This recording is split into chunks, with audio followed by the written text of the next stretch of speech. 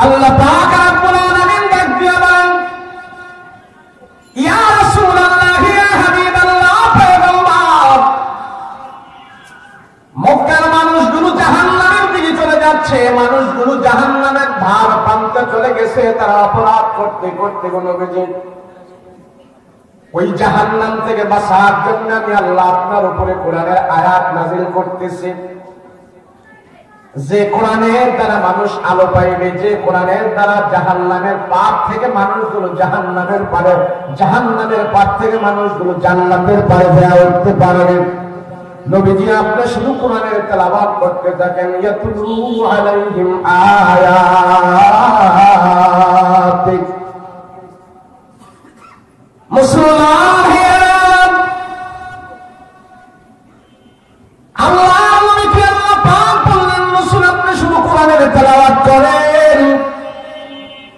নবীকে কোরআনের ব্যাখ্যা পরে করবেন, কোরআনের অর্থ পরে করবেন, কোরআনের তাফসীর পরে করবেন, আগে আপনি কোরআনের তেলাওয়াত করেন। বলেন মক্কার জাহালাত দূর করার জন্য আমার পয়গম্বরকে আল্লাহ পাক কোরআনের তাফসীর আগে করতে বলে নাই, কোরআনের তেলাওয়াত আগে করতে বলেছে। তেলাওয়াত করুন। নবীজির উপরে আল্লাহ যে প্রথম দায়িত্ব দিয়েছে তেলাওয়াত, আর সেই তেলাওয়াত আজ মুসলমানের জবানে নাই। কথা বলেন ঠিক কিনা? জাহালাত দূর হবে কেমনে? অশান্তি দূর হবে কিভাবে? হযরত রাসূল নবীজির কোরআনের তেলাওয়াত তার বল থেকে যখন নাকি কোরআনের তেলাওয়াত ওমর শুনেছে, কঠিন দিলটা মোমের মতো নরম হয়ে গিয়ে হযরত ওমর দৌড়ে আমার রাসূলুল্লাহর কাছে যায়, বলে আমার জীবন পরিবর্তনের জন্য নবীজি আপনার কাছে আমার জীবন আমি সাথে দিয়েছি। সুবহানাল্লাহ। হযরত ওমর কেমন মানুষ ছিলেন? কেমন মানুষ? সাধারণ নয়, অসাধারণ ছিলেন। হযরত ওমরের কণ্ঠ মোটা ছিল, দেহ বডি খুব লম্বা ছিল, স্বাস্থ্য ছিল। যখন সে হাত মারতেন, দাঁত মারতেন, মাটি পর্যন্ত কেঁপে যেত। মক্কায় সবচেয়ে শক্তিধর পেশি শক্তি দুইজন মানুষই ছিল, একজন ছিলেন ওমর, একজন ছিলেন আবু জাহেল। তাদের দুইজনের কারো থেকে কারো শক্তি কম ছিল না, বেশি ছিল। সেই জন্য আমার রাসূল বলছেন, আল্লাহ এই দুই শক্তি থেকে এক শক্তি তুমি ইসলামের জন্য কবুল করে নাও। দান করেছেন আমাদের এই আয়োজন, মেহনত, সময় যেন আল্লাহ কবুল করে দেয়। সকলে বলুন আল্লাহুম্মা আমিন। আল্লাহ যারে ভালোবাসে, পছন্দ করে, মহব্বত করে, আল্লাহ যাকে নাজাত দিতে চায়, আল্লাহ যাকে জান্নাত দিতে চায়, আল্লাহ যারে দুনিয়া আখিরাতে কামিয়াবি করতে চায়, আল্লাহর এমন পছন্দের বান্দাদেরকে আল্লাহ পাক দ্বীনের জন্য কবুল করে। আল্লাহ পাক এমন পছন্দের বান্দাদেরকে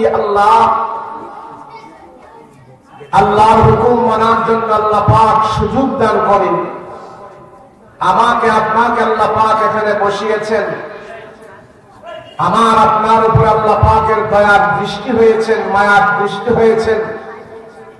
যালিকা ফাদলুল্লাহ, আল্লাহ আমার আপনার উপরে দয়া করেছেন, সেই জন্যই আল্লাহ পাক গুনাহমুক্ত মজলিসে বসার তৌফিক দান করেছেন। এই মাদ্রাসার কোন হুজুর নাই? এখানে হুজুর আছে মাদ্রাসা? এই বাচ্চাদের ওই যদি আরো পিছিয়ে দেন, একটা বাচ্চা যেন না উঠে, না করে। হ্যাঁ, এক তোমরা নাড়াচাড়া করবো না। বসো বসো, তুমি পিছিয়ে বসো, বসো বসে না। মাদ্রাসা তো ছোট ছোট বাচ্চারা এলোমেলো করবে, যতটুকু আমরা মুরব্বীরা পারি এটা তাদেরকে স্বাভাবিক করে রাখবো। যে মাদ্রাসার ভিতরে আল্লাহর কোরআন শেখানো হয়, রাসূলের আদর্শ শেখানো হয়, আল্লাহ এবং রাসূলের আদর্শ যার ভিতরে না থাকবে, যেই সমাজে না থাকবে, যেই স্থানে না থাকবে, যার জীবন রাসূলুল্লাহর আদর্শের উপরে প্রতিষ্ঠিত না হবে, কোন এক পর্যায়ে গিয়ে তার জীবন দিশেহারা হয়ে যাবে, দুনিয়া আখিরাতে তার জীবন বিফল হয়ে যাবে। মানুষের ভিতরে যখন গোমরাহি ঢুকে যায়, মানুষের ভিতরে যখন বদ্দিন ঢুকে যায়, মানুষের ভিতরে যখন জাহালাত ঢুকে যায়, সেই জাহালাত মানুষ থেকে বের করার জন্য, সমাজ থেকে বের করার জন্য কোন হাতিয়ার, কোন যন্ত্র, কোন মেডিসিন কাজে আসে না। একমাত্র ওহী প্রদত্ত জ্ঞান এবং আল্লাহর ভয়, রাসূলুল্লাহর তরিকা ছাড়া মানুষের অন্তর থেকে জাহালাত বের করা সম্ভব নয়। আমরা ইতিহাস পড়েছি, যুগে যুগে আমরা দেখেছি, ঈসা আলাইহিস সালাম থেকে নিয়ে আমাদের নবী পর্যন্ত এখানে ৬০০ বছরের একটা গ্যাপ ছিল। এই ৬০০ বছরের ভিতরে ইনজিল কিতাব পৃথিবীতে আসার পর থেকে নিয়ে আমাদের নবী পর্যন্ত এই পৃথিবীতে কোন নবী রাসূল দুনিয়াতে আসে নাই, কোন আসমানি গ্রন্থ পৃথিবীতে আসে নাই, ওহীর কোন জ্ঞান সমাজে আসে নাই। না থাকার ফলে এই ৬০০ বছরের ভিতরে তখনকার মানুষগুলো দুই পাওয়ালা মানুষ ছিল, সবার কাছে দেখায় তারা মানুষ ছিল, কিন্তু কাজে কর্মে আচার ব্যবহারে তারা চার পাওয়ালা জানোয়ারের থেকে আরো খারাপ হয়ে গিয়েছিল। কেন বলতে হবে? ৬০০ বছর পৃথিবীতে আসমানি কোন গ্রন্থ আসেনি, নবী আসে নাই, রাসূল আসে নাই, আলেম ওলামা ছিল না, ওয়াজ মাহফিল ছিল না, তাবলীগ ছিল না, ইসলাহের ময়দান ছিল না, শায়েখ ছিল না।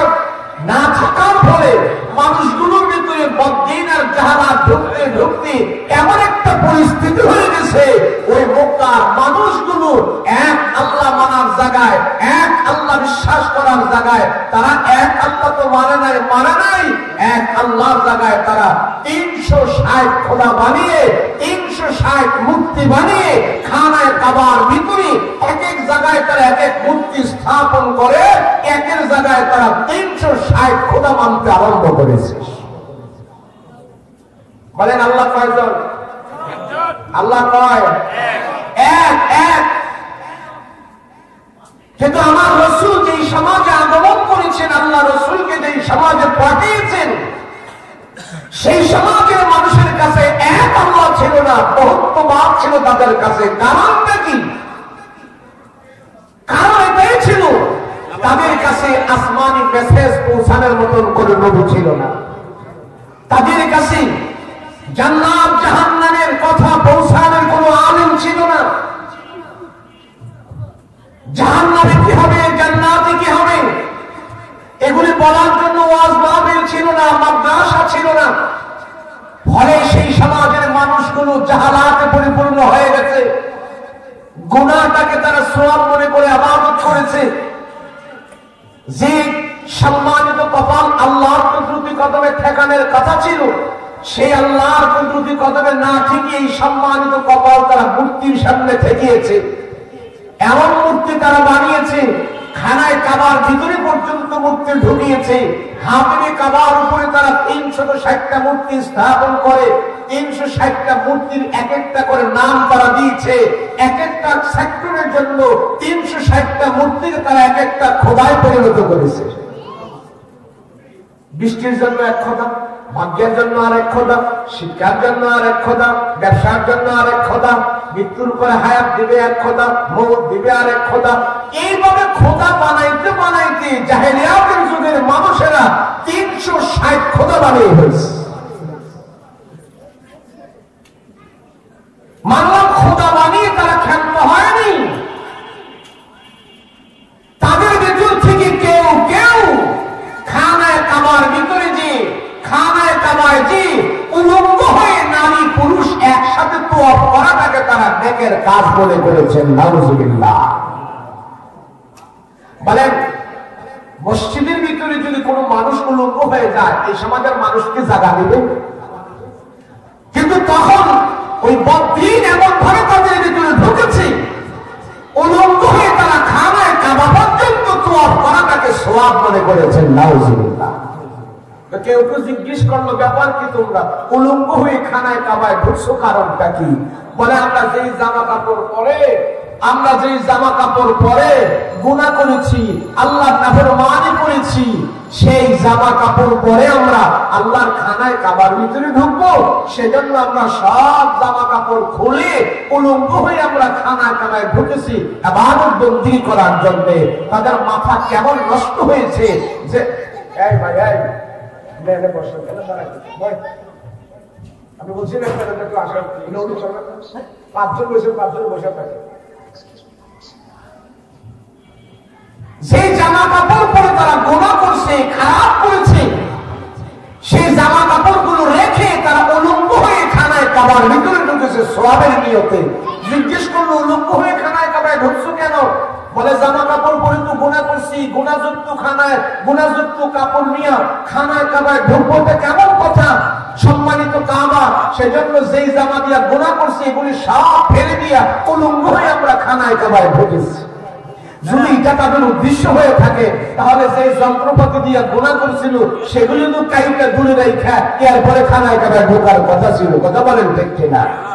তাদের কাছে আসমানি জ্ঞান ছিল না, ওহীর জ্ঞান ছিল না, আল্লাহ পাকের পক্ষ থেকে তাদের কাছে মেসেজ আসতো না।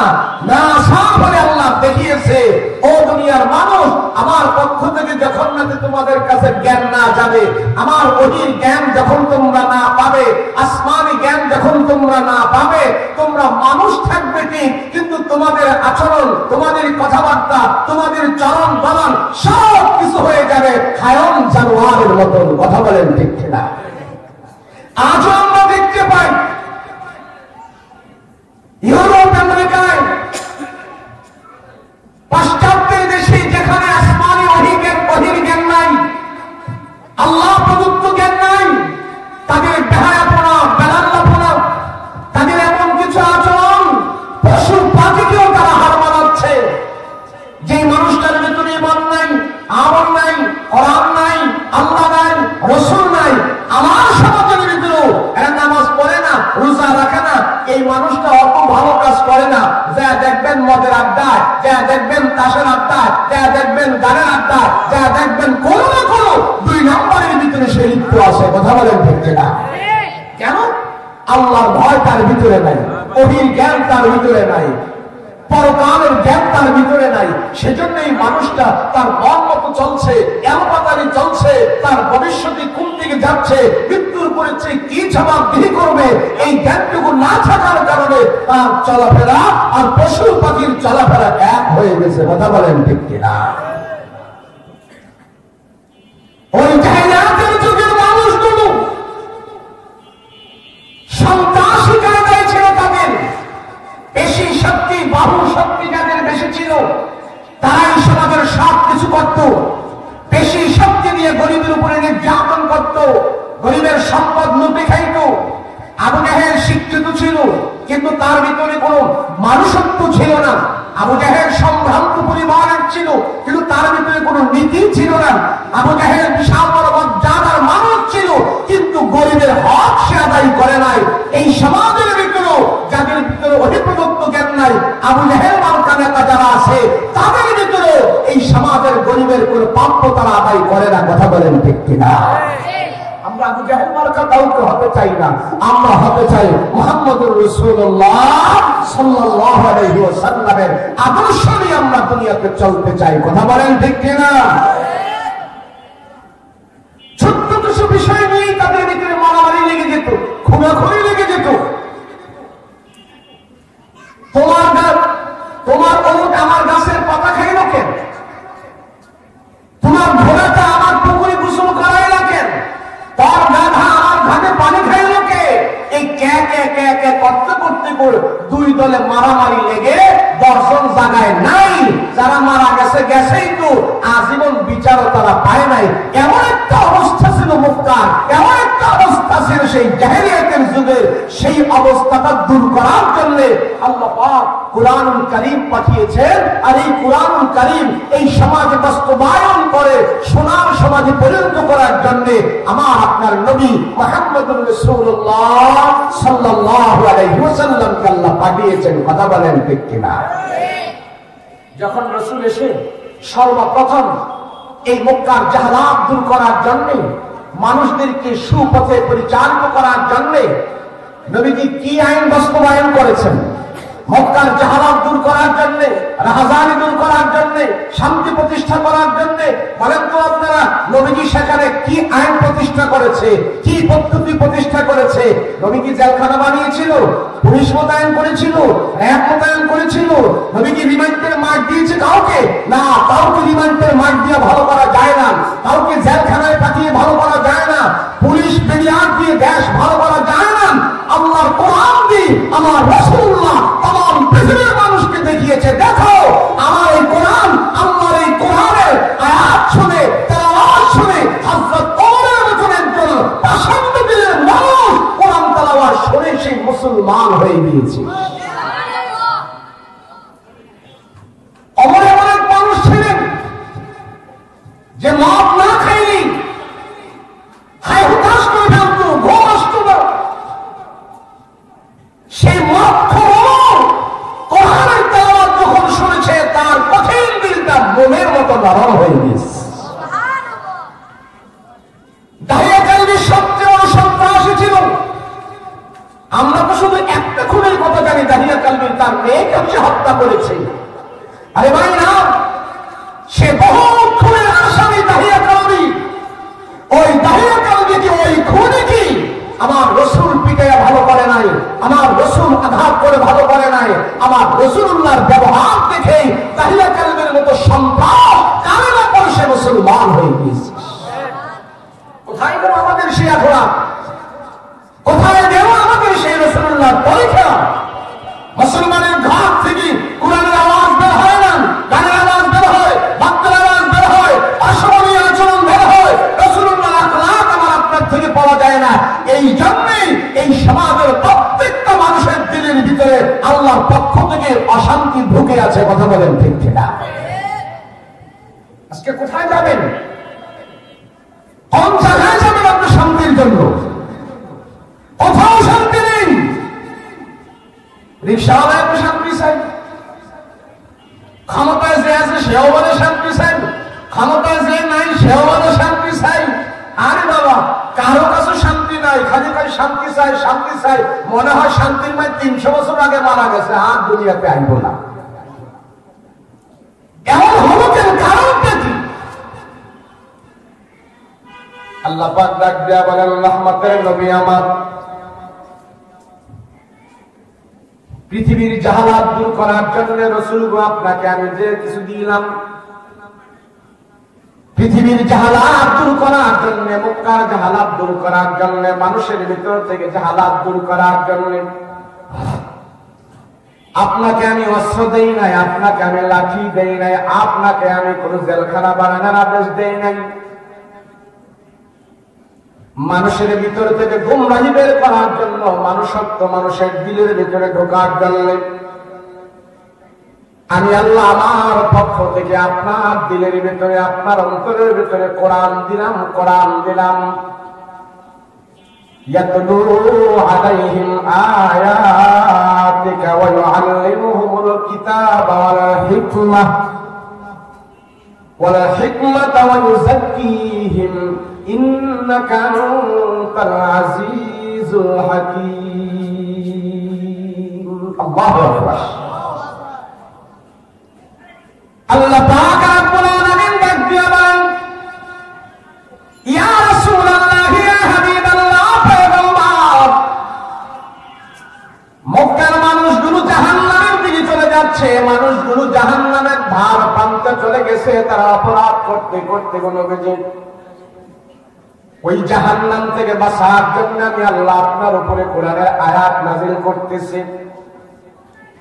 যে কোরআনের দ্বারা মানুষ আলো পাইবে, যে কোরআনের দ্বারা জাহান্নামের পার থেকে মানুষগুলো জাহান্নামের পারে, জাহান্নামের পার থেকে মানুষগুলো জান্নাতের পারে দেয়া উঠতে পারবে। নবীজি আপনি শুধু কোরআনের তেলাওয়াত করতে থাকেন, ইয়াতুলু আলাইহিম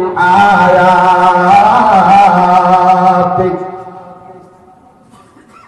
মুসলমান হিয়াম আল্লাহ নবীকে আল্লাহ পাক বললেন, রাসূল আপনি শুধু কোরআনের তেলাওয়াত করেন। নবী গো কোরআনের ব্যাখ্যা পরে করবেন, কোরআনের অর্থ পরে করবেন, তাফসীর পরে করবেন, আগে আপনি কোরআনের তেলাওয়াত করেন। বলেন মক্কার জাহালাত দূর করার জন্য আমার পয়গম্বরকে আল্লাহ পাক কোরআনের তাফসীর আগে করতে বলে নাই, কোরআনের তেলাওয়াত আগে করতে বলেছে। তেলাওয়াত করুন। নবীজির উপরে আল্লাহ যে প্রথম দায়িত্ব দিয়েছে তেলাওয়াত, আর সেই তেলাওয়াত আজ মুসলমানের জবানে নাই। কথা বলেন ঠিক কিনা? জাহালাত দূর হবে কেমনে? অশান্তি দূর হবে কিভাবে? হযরত ওমর রাসূল নিয়ে নবীজির কোরআনের তেলাওয়াত, তার বল থেকে যখন নাকি কোরআনের তেলাওয়াত ওমর শুনেছে, কঠিন দিলটা মোমের মতো নরম হয়ে গিয়ে হযরত ওমর দৌড়ে আমার রাসূলুল্লাহর কাছে যায়, বলে আমার জীবন পরিবর্তনের জন্য নবীজি আপনার কাছে আমার জীবন আমি সাথে দিয়েছি। সুবহানাল্লাহ। হযরত ওমর কেমন মানুষ ছিলেন? কেমন মানুষ? সাধারণ নয়, অসাধারণ ছিলেন। হযরত ওমরের কণ্ঠ মোটা ছিল, দেহ বড়ি খুব লম্বা ছিল, স্বাস্থ্য ছিল। যখন সে হাত মারতেন, দাঁত মারতেন, মাটি পর্যন্ত কেঁপে যেত। মক্কায় সবচেয়ে শক্তিধর পেশি শক্তি দুইজন মানুষই ছিল, একজন ছিলেন ওমর, একজন ছিলেন আবু জাহেল। তাদের দুইজনের কারো থেকে কারো শক্তি কম ছিল না, বেশি ছিল। সেই জন্য আমার রাসূল বলছেন, আল্লাহ এই দুই শক্তি থেকে এক শক্তি তুমি ইসলামের জন্য কবুল করে নাও। ওমর এমন একজন মানুষ, যখন রেগে যাইতেন কেউ তাকে থামাইতে পারতেন না, এত শরীরে তেজ এবং রাগ ছিলেন। এখন কেমনে বুঝাবো ওমর কেমন মানুষ? একটু সাদা সিধে ছিল, রাগ ছিল, শক্তি ছিল, কিন্তু সাদা সিধে ছিল। সাদা সিধে বোঝেন তো? আপনারা সাদা সিধে বোঝেন না? সাদা সিধে ছিল। আমাদের কুমিল্লা কয় বলদ, বলদ মগা। ঢাকায় কি কয়? হামদু কয়, আবুল কয়। কুমিল্লা কয় ব্যাকল, নোয়াখালীরা কয় মগা, রংপুরেরা কয় অগা, বগুড়া তারা কয় মহিষ। ওই বরিশাল খেবু পাড়ার হেদিকে গেলে ওই খেবু পাড়ার বলদ। এমন একটা সাদা সিধে মানুষ ছিলেন হযরত ওমর। গায়ে খুব শক্তি, হাত দাঁত খুব গরম। সে ওমর এত তেজস্বী মানুষটা, এত লম্বা মোটা দেহের একটা মানুষ, যার রাগের কারণে শয়তান 3 মাইল দিয়ে যাইতো, কাছে আসতো না। সেই রাগান্বিত মানুষটাকে মনের মতো নরম করে ফেলেছে আল্লাহর কোরআনের তেলাওয়াতের মাধ্যমে। সুবহানাল্লাহ। সেজন্য আল্লাহ পাক বলেন, মানুষ তোমার ভিতরে যদি তুমি শান্তি চাও, তোমার ভিতরে যদি তুমি শান্তি বিরাজ করতে চাও, তুমি যদি জান্নাতের সুখ পেতে চাও, আমার আল্লাহর কোরআনের তেলাওয়াত ছাড়া বিকল্প কোনো ব্যবস্থা নাই। কথা বলেন ঠিক কিনা? কোন বাজনা নাই, কোন যন্ত্র নাই, কোন ঢোল নাই, তবলা নাই, কিন্তু আল্লাহর কালামের তেলাওয়াত যখন সঙ্গীত থাকি আমরা, সুললিত কণ্ঠে যখন আল্লাহর কালামের তেলাওয়াত আমাদের সামনে তেলাওয়াত করে, গভীর মনোযোগ দিয়ে যখন নাকি আসমানি তেলাওয়াত আমরা শুনি, বাদ্যযন্ত্র ছাড়াই আল্লাহর কালামের তেলাওয়াত শুনে শুনে আমাদের চোখ থেকে পানি গড়গড় করে চলে আসে। কথা বলেন ঠিক কিনা? যারা মক্কায় মদিনায় গিয়েছেন দেখবেন ইমাম সাহেব তেলাওয়াত করতেছে আর পিছনে মুসল্লিরা অজস্র জনে কান্না করতেছে। হায় হায়, ওখানে তো এত কিছু নাই। মানুষ গান শুনে কাঁদে, মানুষ গান শুনে কাঁদে, কত কিছু শুনে কাঁদে, কিন্তু আল্লাহর কোরআন তেলাওয়াত শুনে শুনে মানুষগুলো কাঁদছে। যে কারণটা কি? কোরআনের ভিতরে আল্লাহ এমন আকর্ষণ দিয়েছে, ও মানুষ তোমার দিনের ভিতরে শান্তি প্রবেশ করার জন্য একমাত্র আল্লাহর পক্ষ থেকে মেডিসিন আল্লাহ কোরআন দিয়ে বানিয়েছেন। কথা বলেন ঠিক কিনা? সেজন্য রাসূল প্রথম মক্কার মানুষদের ভিতরে কোরআনের তেলাওয়াত পৌঁছিয়েছে, কোরআনের তেলাওয়াত শুনিয়েছে। এমনকি কাট্টা কাফের আবু জাহেলের ভিতরে কোরআনের তেলাওয়াত সবচেয়ে বেশি মজা লেগেছিল। কথা বলেন ঠিক কিনা? এটা তো আসমানি ঘটনা। আরে মুসলমান হই, আমি বুঝি না কোরআন কত দামি, কোরআন কি জিনিস, কোরআনের পাওয়ার কত, কোরআন আল্লাহ কত দামি করে বানিয়েছে আমি জানি না। জিবরাইল আলাইহিস সালামকে কোরআনের এক একটা আয়াত দিয়ে আল্লাহ যখন নাকি আমার রাসূল পর্যন্ত পৌঁছানোর দায়িত্ব দিয়েছে, জিবরাইল আমিনের সাথে ৭০,০০০ ফেরেশতা পাহারাদারি করে কোরআনের শান মান ইজ্জত রক্ষার জন্য। এক একটা আয়াত জিবরাইল আমিনের সাথে ৭০,০০০ ফেরেশতা কোরআনের আয়াত বহন করে জিবরাইল আমিন আমার রাসূলের সিনা পর্যন্ত এনে কোরআনের আয়াত পৌঁছাই দিয়েছে। সেজন্য আল্লাহ বলেন এই কোরআনের ভিতরে কেউ হস্তক্ষেপ করার কোন সুযোগ নেই, এটা আমার কথা, এটা আমার কালাম। কোরআনের আগেও পৃথিবীতে আল্লাহ গ্রন্থ নাযিল করেছেন।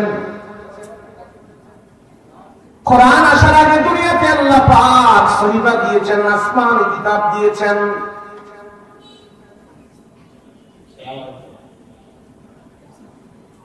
হ্যালো,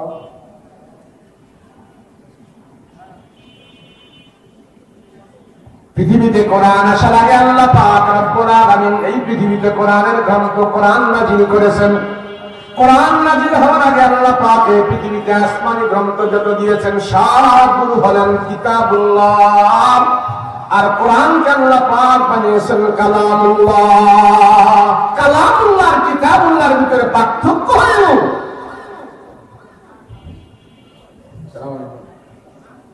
আসতেছে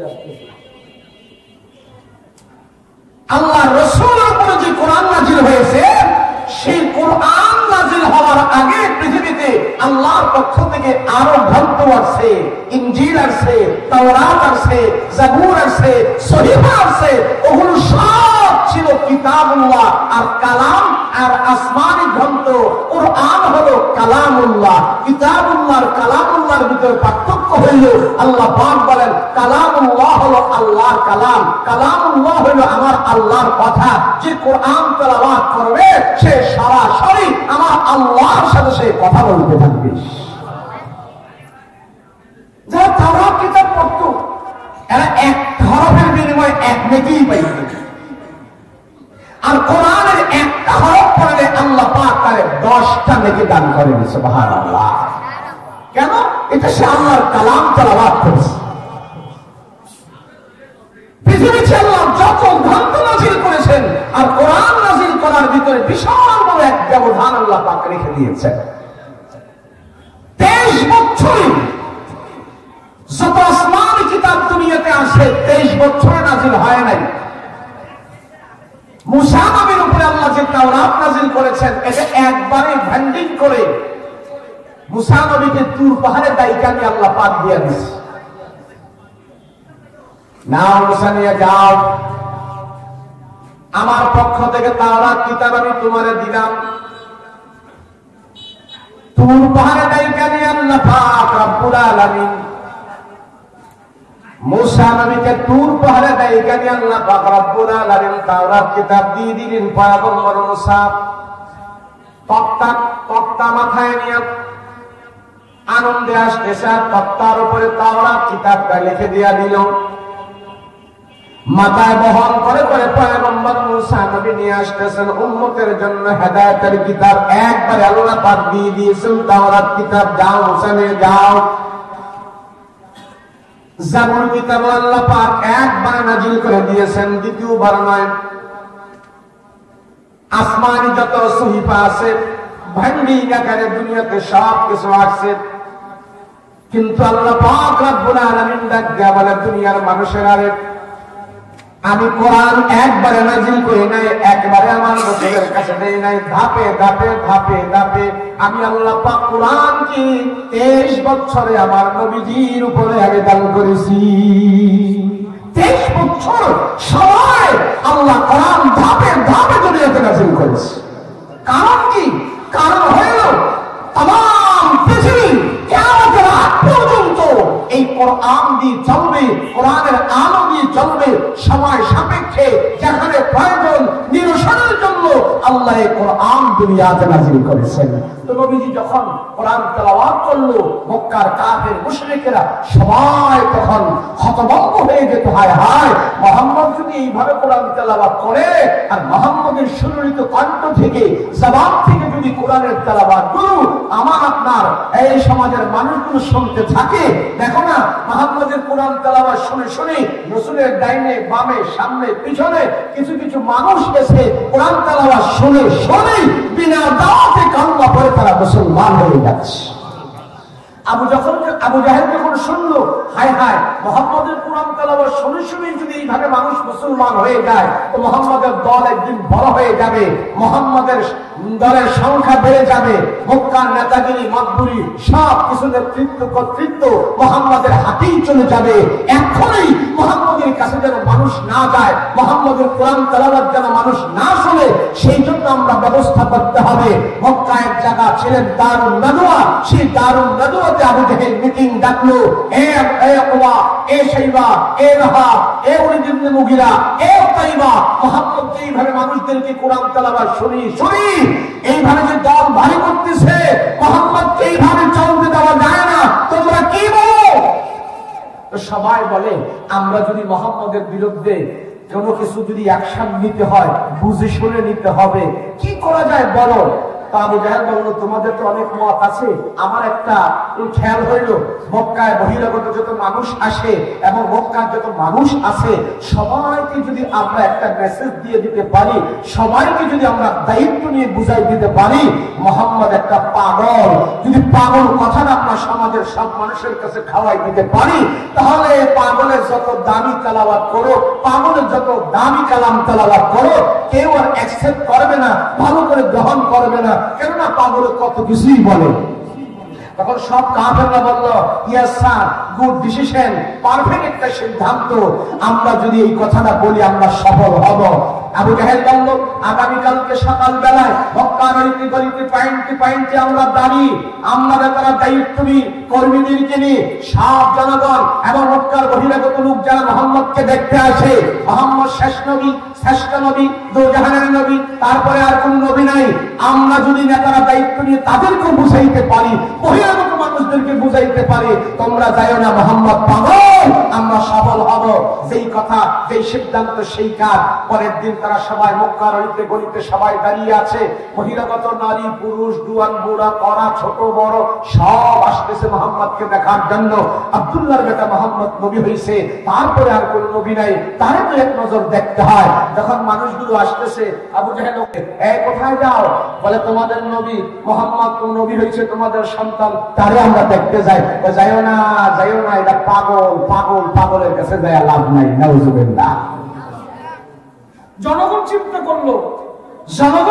করলো, মুহাম্মদ যদি পাগল হয়ে থাকে তাহলে মক্কার বড় বড় সর্দারেরা, বড় বড় নেতারা বাধা দিতেছে, যেহেতু বড় বড় নেতারা বাধা দিতেছে আর বলতেছে মুহাম্মদ পাগল, তাহলে পাগল হইল মুহাম্মদ ছোটখাটো পাগল হইব না, এটা বড় পাগল হইব।